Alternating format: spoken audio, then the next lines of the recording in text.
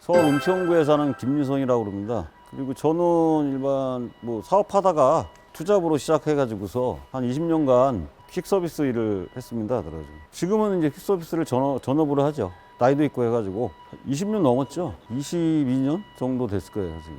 하루 시간은 아침 한 10시에 나간다고 치면 6시 정도 들어오니까 8시나 7시에 들어오거든요. 그러면 총 시간이 한 8시간? 점심시간은 점심은 거의 안 먹으니까 한 8시간 정도 보시면 돼요. 거리가 한 120에서 150km 사이. 뭐 100km 될 때도 있고 상황에 따라 좀 틀립니다. 그렇죠. 저녁은 한 8시 정도 되면 들어오려고 그러죠. 다음날 일해야 될 것 때문에. 퀵서비스 하는 배달용으로 쓰는 거죠. 성격이 틀리죠. 배민 같은 경우는 음식점 배달하는 거잖아요. 음식을 위주로 배달을 하잖아요. 다른 것도 하지만. 근데 이거 같은 경우에는 동네에서만 다니는 게 아니라 지금 인천, 뭐 강화, 그 다음에 뭐 이제 안양, 거기까지 가요. 제한은 있죠. 옛날에는 이제 그 이하까지 갔죠. 뭐 대전까지도 갔어요. 수원, 대전까지도 갔는데 길이가 지금 너무 안 되니까 중간에 뭐 충전할 때도 없고 그러니까 지금 같은 경우에 이제 가는 거리를 축소를 했죠. 제가 테스트 다 해본 결과 갈 수 있는 데가 인천 쪽하고요. 인천까지도 가능하고 미추홀구나 아니면 송도까지도 가능하고요. 가봤으니까. 그 다음에 저기 안양 쪽 갔다가 일하면서 올라오면서 할 수 있어요. 배터리 2개 가지고서 오면은 남아요. 풀충전해가지고 왔다 가면서 일하고 오면서 일하면서 많은 건수는 아니지만은 두세 건 하면은 돈 되니까 그거 자꾸 들어오는 겁니다. 그런 식으로. 처음에 좋은 작품이 이제 뭐 유지비가 거의 안 들어간다는 거죠. 제가 지금까지 2개 오토바이 타면서 간 거는 패드하고 타이어밖에 없어요. 그 패드 같은 경우에도 오래 가요. 꽤. 저는 매일 타니까 한 1개월 정도면 1개월에서 1개월 반이면 갈거든요. 앞하고 뒤하고 해가지고서. 근데 뒤에 거는 좀 두꺼워가지고 오래 타고 좀 더 앞에 거는 좀 얇으니까 좀 빨리 갈고 이런 타입이에요. 뒤에 타이어 같은 경우에도 10,000km 정도에 한 번 갈면 돼요. 그리고 앞에 타이어는 2만 킬로? 15,000에서 2만. 앞에 타이어는 한 번도 갈아본 적이 없으니까 지금까지. 이게 지금 현재 15,000 탔고요. 이거는 12,000 탔어요. 이거는 작년 9월 달 쯤에 탄 거고요. 이거는 올해 한 3월 달 쯤에 산 거예요. 브레이크 성능 같은 경우에요. 저는 뭐 똑같다고 생각을 해요. 사용 기간이요? 더 많죠. 왜 그러냐면 이게 내연기관보다 가벼워요. 그렇기 때문에 그 브레이크 패드에 걸리는 부하가 적어요. 그렇기 때문에 패드 다는 게 훨씬 적어요. 저는 이제 퀵 서비스를 내연기관으로 해봤기 때문에 그건 알죠. 내연기관 같은 경우에 뭐 3주에도 한 번씩 갈아요. 3, 4주에 들어가지고서. 그러니까 이게 무거우니까 보통 같은 경우에 한 140km에서 160km 나가거든요. 많이 나가면은. 그것이 제가 다 타봤으니까. 그러면 이제 이 힘 때문에 패드 자체도 빨리 달아요. 그리고 내연기관 같은 경우에 가는 게 너무 많아요. 벨트 갈아야 되고 무브볼 갈아야 되고 구동계를 싹 갈아야 돼요. 통으로. 제가 타기에는 뭐 옛날에 타던 거하고 무리가 없어요. 또 거의 뭐 느낌이 엔진 오토바이가 약간 더 좋다고 생각을 하는데 이것도 뭐 타기에 전혀 무리가 없어요. 그다음에 우리나라에서나 중국제 오토바이도 싼 거에 비해서는 좀 괜찮은 것 같아요. 시트고 말씀하시는 거죠? 네, 딱 맞아요. 이게 164. 경적 소리가 좀 약간 작은데 약간 크게 요번에 신모델 같은 경우에는 크게 나왔다고 그러더라고요. 크게 나왔어요. 제가 타봤으니까. 그리고 훨씬 좋아졌어요. 신모델은. 2024년식은 뒤에 뒷쇼바 같은 경우에도 상당히 좋아가지고 충격을 잘 흡수해요. 그다음에 패드 같은 경우에도 브레이킹도 더 잘 되고 그다음에 경적 소리도 바뀌었고 그다음에 여기 키도 NFC 키로 해가지고서 자동으로 그냥 되면은 시동이 걸리고 꺼지고 그런 기능까지 다 집어넣더라고요. 네, 2024 버전이요. 그래서 옛날 2023 버전은 안 되고 요번에 2024에서 개조하면서 그리고 이제 옛날 같은 경우 짐대중에 약간 문제가 있었는데 여기 차체에 그것도 다 개선했더라고요 보니까. 근데 가격은 거의 비슷하더라고요. 2024는 그렇게 됐어요. 스탠드가 변경됐어요. 2024 스탠드도. 그 개선된 게 2024 버전이 엄청 많아요. 제가 타봤으니까. 네, 캘리퍼도 변형됐고 디스크, 브레이크 이거 디스크 자체도 그 열을 잘 흡수하게 만들었어요. 구조를 갖다가. 그러니까 열을 갖다가 발산을 잘하게. 그래야지 패드가 덜 달거든요. 좀 차이가 나요. 한 20% 정도 차이가 나요. 주행감이 뭐냐면은 좀 안정적이고 뒤에 서스펜션 때문에 그다음에 여기 시트고가 조금 낮아졌어요. 그것 때문에 좀 안정적이에요. 그러니까 무게중심이 좀 내려가면 안정적이거든요. 오토바이 같은 경우에. 그런 식으로 이제 변경이 다 됐더라고요. 그래가지고 주행할 때 좀 안정적이에요. 그 아까 열쇠 얘기하고, 그 다음에 브레이크하고, 그 다음에 뒤에 뒷쇼바. 그게 제일 크죠. 그 다음에 뒤에 이제 말하자면 짐대를 얻는 차체가 좀 튼튼해졌죠. 저는 2층에 해가지고 1층인 2층인데 거기에서 충전선 내려가지고서 오토바이에 바로 충전해요.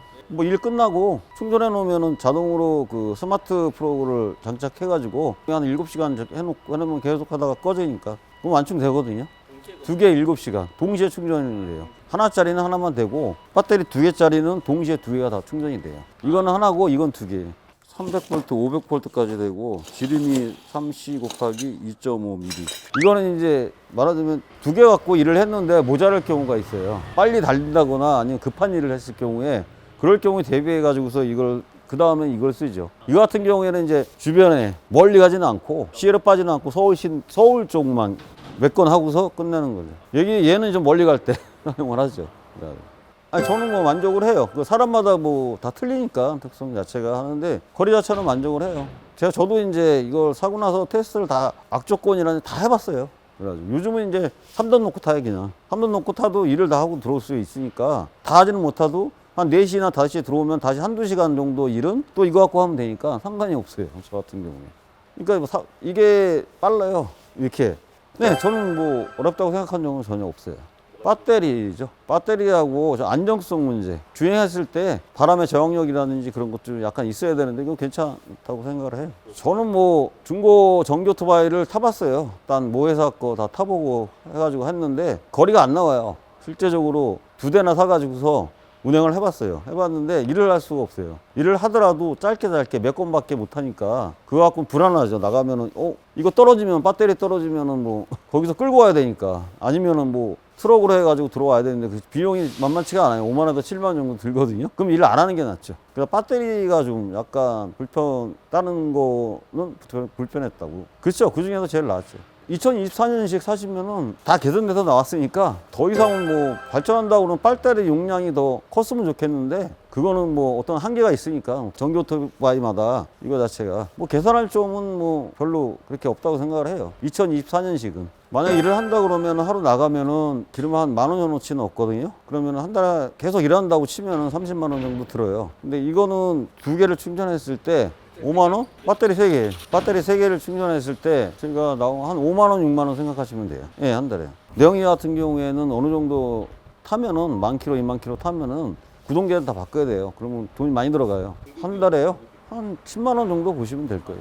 이러저러 해가지고. 1년에 치면 많죠. 왜 그러냐면은 이게 문제가 생기면은 엔진 오토바이들은 잘못하면은 이제 엔진을 다 갈아야 될 경우도 생겨요. 이거는 뭐 엔진을 바꾸는 건 아니고 가스켓이나 이런 걸 다 바꿔야 될 상황이 생길 수도 있어요. 연간으로 치면 한 200만 원 정도 이상 든다고 생각을 해요. 뭐 패드 비용하고 다 포함해가지고 그다음 엔진 오일 갈아야 되잖아요. 엔진 오일은 저 같은 경우에 많이 타기 때문에 한 일주일에 한 번 아니면 6일에 한 번씩 갈거든요. 1년 보면은 엔진 오일에 2만 원에서 2만 5천 원 하거든요. 그럼 2만 5천 원, 2만 원 잡으면은 한 달에 8만 원이잖아요. 그럼 1년에 80만 원이 넘죠. 96만 원이죠. 그렇게 치면은 유지 비용이요? 타이어가 8만 원. 패드 저는 이제 자가 정비 해가지고 패드 갈 수가 있어요. 그래가지고 가면은 10,000원. 그거 본사에다 보내줘요. 그러니까 연락을 하면은 보내달라고 몇 개 보내주거든요. 그러면 그거 갖고서 하면은 10,000원 하면은 아까 얘기했듯이 한 달 반 이상은 타니까 그러면 1년 해봤자 10만 원? 10만 원 하고 그다음에 타이어 비용 해가지고 20만 원. 그러니까 너 러프 잡아가지고 한 30만 원 정도면 정비 비용은 러프하다고 생각을 해요.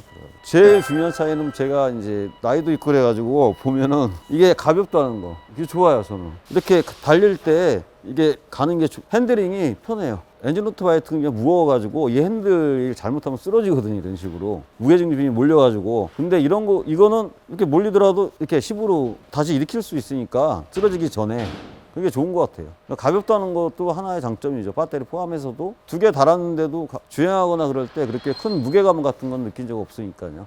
이거를 전문적으로 일을 하신다고 그러면은 비용 문제죠. 내가 얼마를 벌었는데 뭐 비용으로 200만 원을 벌었는데 비용으로 150만 원 나간다면은 그거는 뭐 일한 맛이 안 나잖아요. 그것처럼 뭐 한 달에 얼마 유지 비용 들어가나 따져가지고서 선택하면은 전기 오토바이가 그 엔진 오토바이보다는 훨씬 낫죠.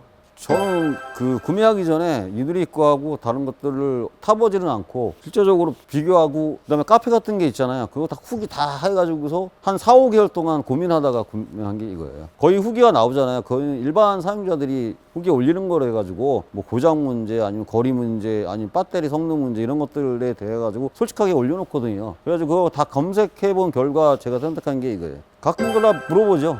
이거 몇 킬로 타요? 이걸로 퀵이 가능해요? 이렇게 얘기를 하죠. 그다음 놀래가 전기 오토바이네? 그러니까 일반 사람들은 전기 오토바이로 먼 데를 못 간다고 생각해요. 킥을 못 한다고 생각을 하는데 이거는 아주 무거운 짐을 실지 않는 이상 충분히 가능하거든요. 퀵 서비스 자체도. 일반적으로 배달하는 게 뭐 이런 거 조그만 거면은 요만한 뭐 쇼핑백 아니면 서류 그다음에 휴대폰 뭐 이런 걸 수도 있으니까 그런 것만 선택해서 한다면은 뭐 충분하죠. 그렇죠. 근데 그래 이제 무거운 건 안 하죠. 웬만큼 무거우면. 근데 이게 앞 발판이 이렇게 돼 있어가지고 여기다가 무거운 것도 실으면 돼요. 제가 한 20kg까지 실어봤으니까요. 크기만 맞으면은 무게가 한 20kg 내지 25kg는 충분히 소화 가능해요. 음식 배달을 하든 어떤 걸 하든 간에 전업을 하시는 분 같은 경우에 전기 오토바이를 선택하시는 것도 뭐 충분한 가치가 있다고 생각을 해요. 경제적인 면에서. 그 다음에 관리 면에서도 여러 돈도 많이 안 들어가고 그 다음에 정비하기가 편하니까 그쪽이 괜찮은 것 같아요. 튜닝은 이제 절삭 레버, 열선하고 절삭 레버. 절삭 레버. 절삭이 뭐죠? 예. 이거는 강도를 조절할 수 있는 브레이크 레버예요. 알루미늄으로 된 거예요. 예.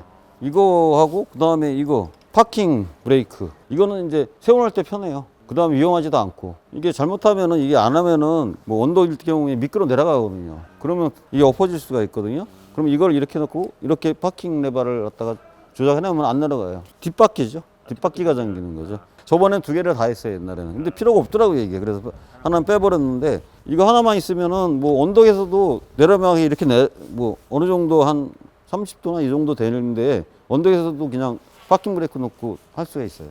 그 다음에 이거는 배달하기 필수한 좌석 거치대. 네, 이렇게 하는 거고, 그 다음에 이거 뭐 시트 하나 채운 거 하고, 그 다음에 이거 윈드실드. 이거요? 이거 100리터예요, 이거는. 예. 네. 이거 헬멧하고 다 들어가니까 이런 식으로. 예. 이건 커요. 충분해요. 아, 얘도 다 파킹 브레이크하고 절삭 레버하고 다 했어요. 이거. 예, 여기는 2개를 달았어요. 예. 아, 당연히 똑같은 거죠. 저거 다 되는 거. 이게, 그 다음에 여기도 이렇게 해가지고 하는 거죠. 이런 식으로. 똑같아요. 좋은 거는 이제 DC가 그냥 뭐 튜닝을 안 해도 DC잭이 나오니까 거기에서 빼면 돼요. 이 같은 경우는. 네, 이건. 아, 이것도 씌운 거예요. 아, 쉬운 거예요? 제가 사가지고, 이거 80m인가 그럴 거예요. 박스가. 이거 뭐 이렇게 집어넣었는데, 이렇게. 이건 큰 짐 아닐 때 다 실을 수 있으니까. 그리고 여기 10분이 있어가지고, 여기다 또, 싣고서 묶으면 되거든. 이렇게 묶으면 되거든요. 근데 약간 그 헤드라이트, 2023년식 같은 경우 헤드라이트가 약간 어두운 면이 있는데, 그거는 저는 상향등을 켜고 다녀요. 상향등을 켜면 괜찮아요. 그리고 아주 어두운 데 가지 않는 이상은 이거 갖고 저는 충분하더라고요. 제 입장에서. 아, 여기 배터리 컨트롤러 고장 나가지고 그거 교체하러 오신 거예요. 네, 배터리는 문제 있는 게 아니라요. 2개를 갖다가 같이 쓰려고 그러면은 같이 충전하고 같이 방전돼야 되는데 그걸 컨트롤할 수 있는 컨트롤러가 여기 장착돼 있어요. 배터리 2개인 경우. 배터리 2개를 사면은 뭐 무료로 장착해줘요. 이게 온오프예요.